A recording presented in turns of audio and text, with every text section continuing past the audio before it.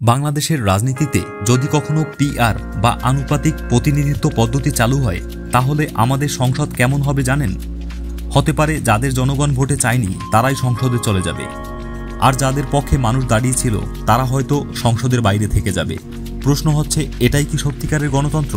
আসসালামু আলাইকুম প্রিয় দর্শকবৃন্দ, যুগান্তর বার্তার পক্ষ থেকে সবাইকে জানাই আন্তরিক শুভেচ্ছা ও ভালোবাসা।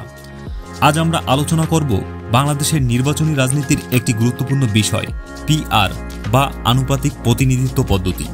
এই পদ্ধতিতে সংসদের আসন বণ্টন হয় দলীয় ভোটের অনুপাতে, অর্থাৎ কোনো দল সারা দেশে মোট ভোটের 30% পেলে তারা সংসদেও প্রায় 30% আসন পাবে।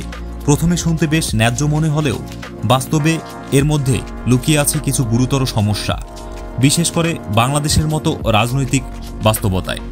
প্রথমত, আমাদের দেশের ভোট রাজনীতি ব্যক্তিকেন্দ্রিক ও এলাকা নির্ভর। এখানে মানুষ প্রার্থী দেখে ভোট দেন, শুধু দল নয়। পিআর পদ্ধতিতে সেই নির্দিষ্ট প্রার্থীর গুরুত্বই হারিয়ে যায়। জনগণ যাকে বিশ্বাস করে ভোট দিলেন, দলের তালিকায় তার নাম না থাকলে তিনি সংসদে যেতে পারবেন না।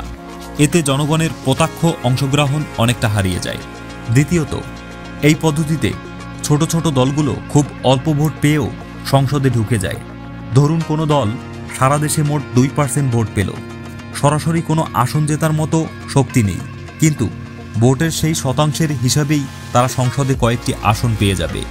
এতে সংসদে অসংখ্য ক্ষুদ্র দল ঢুকে পড়বে, সরকার গঠনে জটিলতা বাড়বে এবং রাজনৈতিক অস্থিতিশীলতা তৈরি হবে।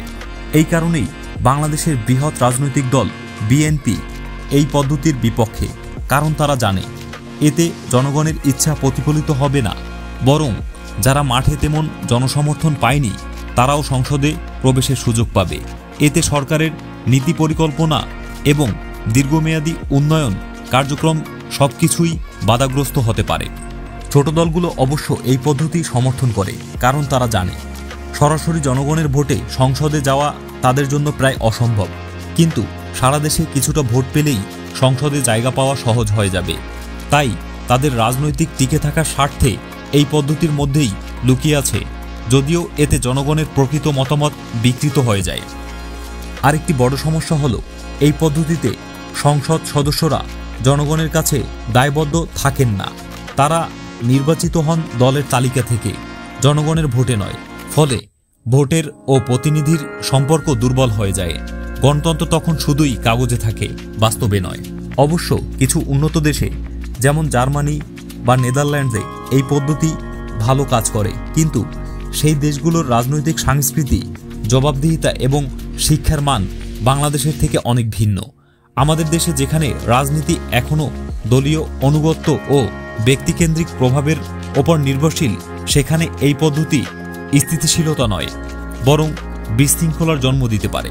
বাংলাদেশের মতো দেশে জনগণের প্রত্যক্ষ ভোটের মাধ্যমেই প্রতিনিধি নির্বাচিত হওয়াই সবচেয়ে ন্যায্য ও গণতান্ত্রিক পদ্ধতি, কারণ এই দেশ গঠিত হয়েছে মানুষের ভোটে, মাঠে ময়দানে, জনগণের অংশগ্রহণে, কোনো দলীয় তালিকার মাধ্যমে নয়। প্রিয় দর্শক, আপনার কি মতামত? বাংলাদেশের জন্য পিআর পদ্ধতি কি উপযোগী হবে, নাকি বর্তমান সরাসরি ভোট ব্যবস্থাই গণতন্ত্রকে শক্তিশালী করবে? আপনার মতামত অবশ্যই নিচে কমেন্টে জানাবেন। আর যদি এই ধরনের বিশ্লেষণধর্মী কন্টেন্ট ভালো লাগে তবে যুগান্তর বার্তা চ্যানেলটি সাবস্ক্রাইব করুন, পাশে থাকুন। দেখা হবে পরবর্তী পর্বে ইনশাআল্লাহ। আল্লাহ হাফেজ।